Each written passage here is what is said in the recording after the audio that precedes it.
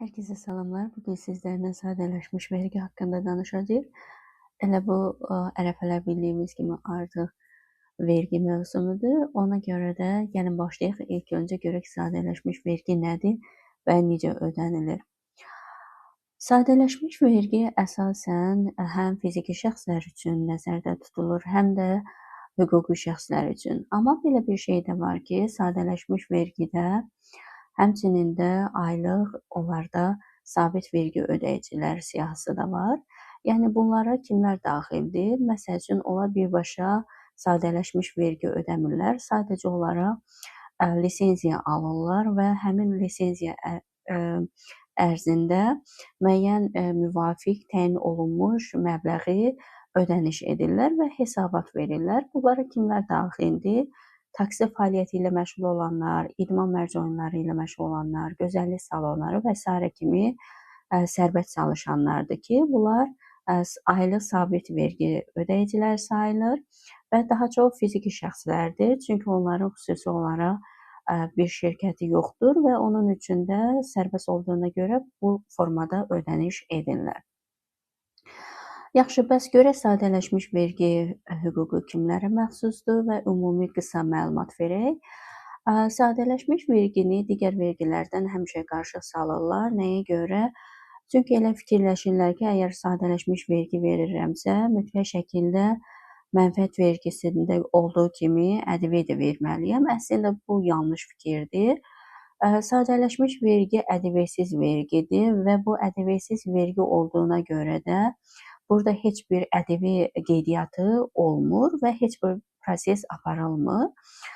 Çünki sadələşmiş vergi ilkin vergidir və bu dövlət tərəfindən kiçik və mikro sahibkarlar üçün nəzərdə tutulur. Bildiyimiz kimi kiçik və mikro sahibkarların illik dövriyyəsi çox az olur. Bu da ona görə də dövlət tərəfindən sadələşmiş vergi deyiləcək bir tip yaradıblar ki, kiçik və mikro sahibkarlara köməkli getsinlər, onlar fəaliyyətlərini genişləndirsinlər, amma qanuni şəkildə. Ona görə də bu prosesi sadələşdiriblər və onun üçün də elə bu şəkildə də elə ad veriblər. Dediyimiz kimi bu kiçik mikro sahibkarlara aid olduğuna görə burada dövriyyə limiti də qoyub dövlət tərəfindən və dövriyyə limiti də 200 mindən çox olmamalıdır. Əgər 200 mindən çox olarsa, o zaman avtomatik olaraq sadələşmiş vergidən çıxır və bu hüququ itirir.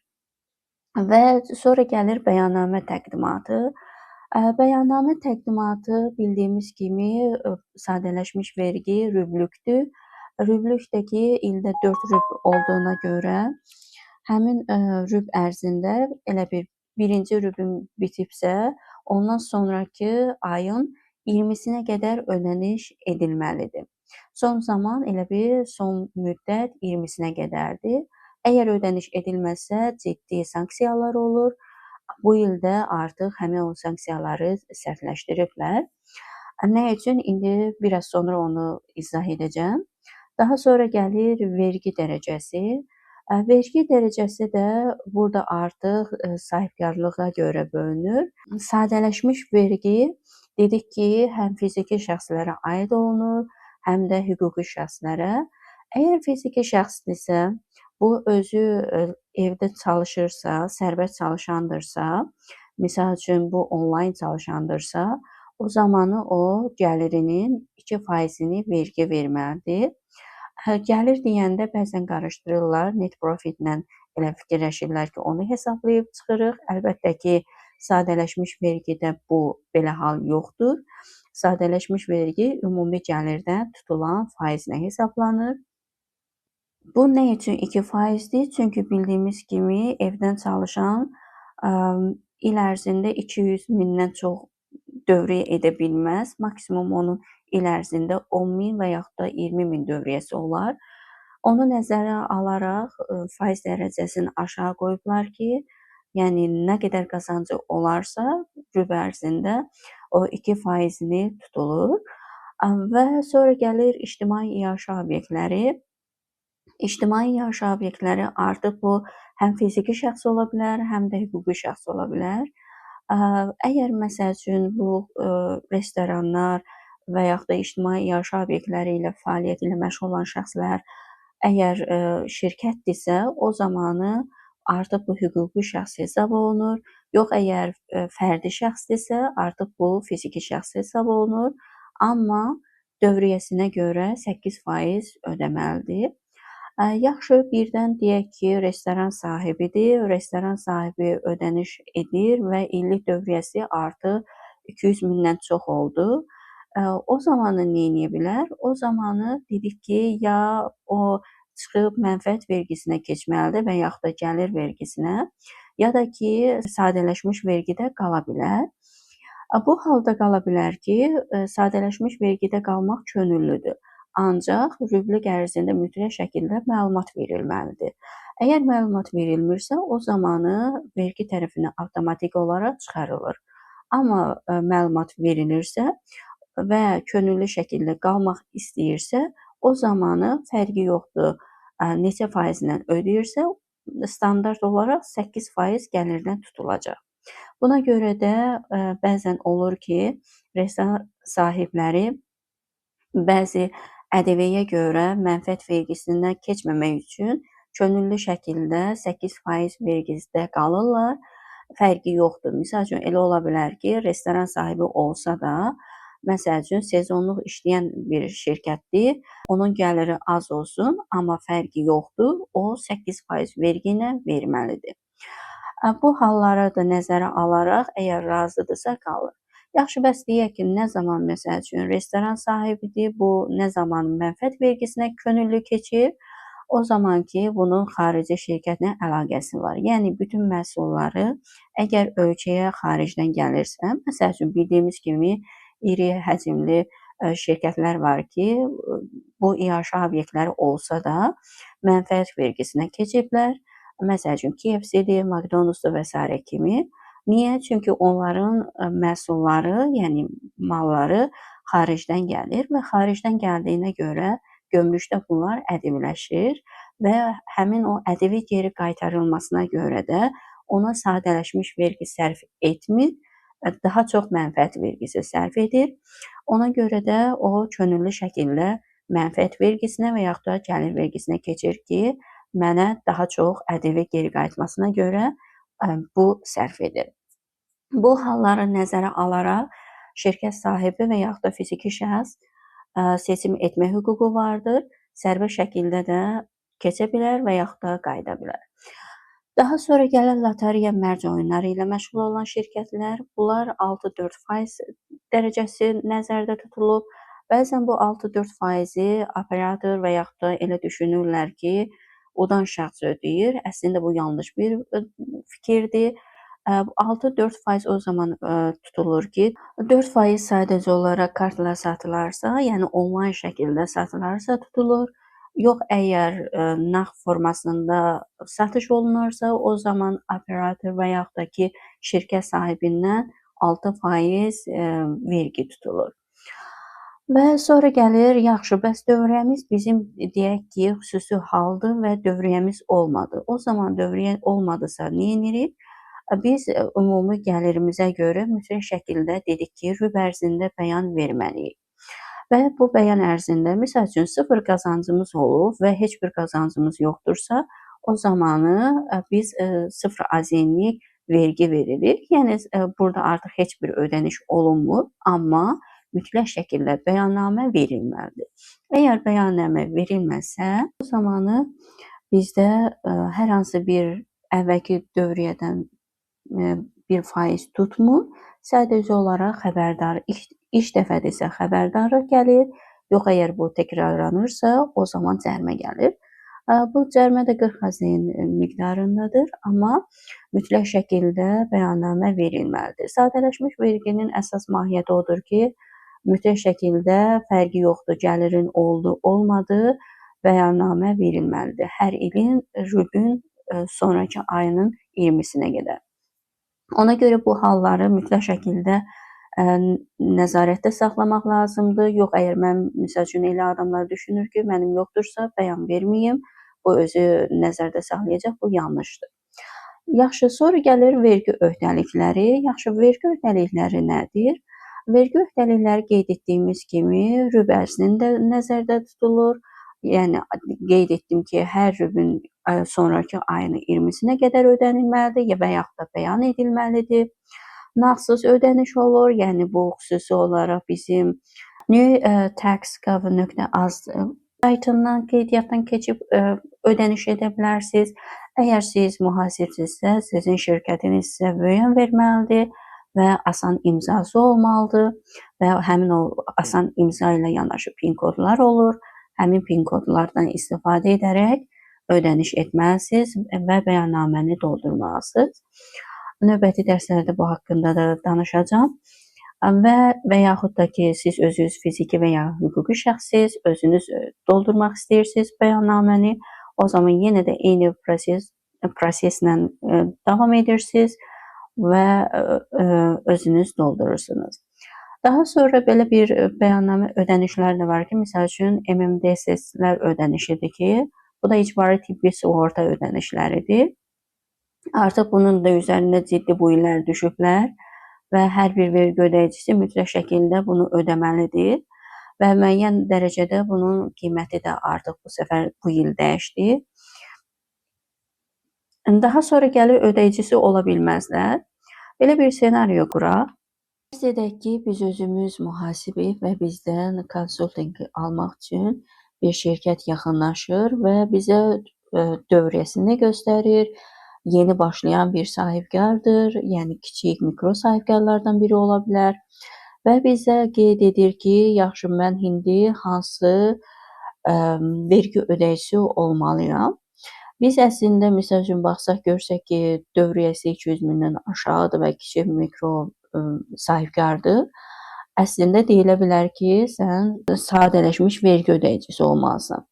Amma belə bir qadağalar və istisnalar var.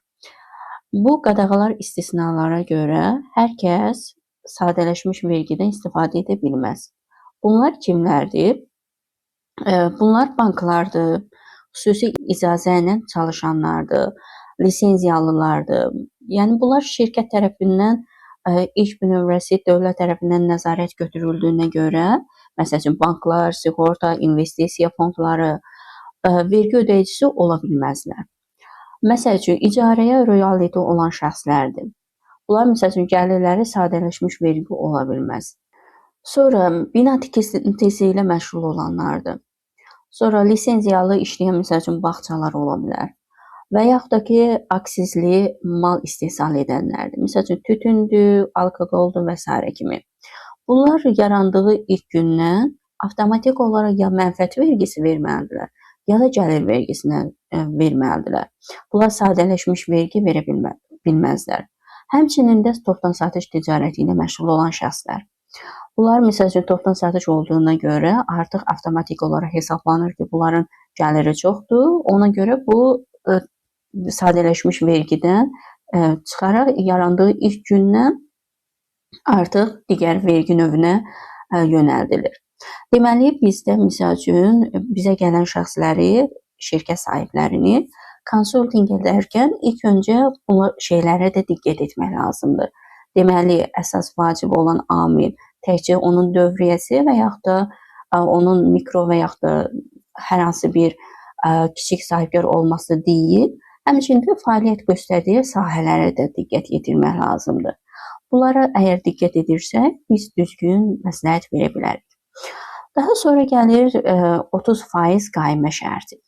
Bəzən bu 30% qaymə şərtini çox yanlış anlayırlar və qarışdırırlar. 30% qaymə şərti nə deməkdir? Biz dedik ki, vergimiz bizim əsasən qaymələrə görə tutur. Fərqi yoxdur, nə qədər satış olub, nə qədər zərər olub, ancaq biz əgər qaymə vururuqsa, yəni fərqi yoxdur, onun kassada olsun, nağdlaşdırma olsun və yaxud da terminalda olsun, bilirik ki, onlar hər ikisi avtomatik olaraq vergi sisteminə qoşulur və həmin vergi də elə bizim gəlirimizi orada müəyyənləşir ki, biz nə qədər gəlir əldə etmişik.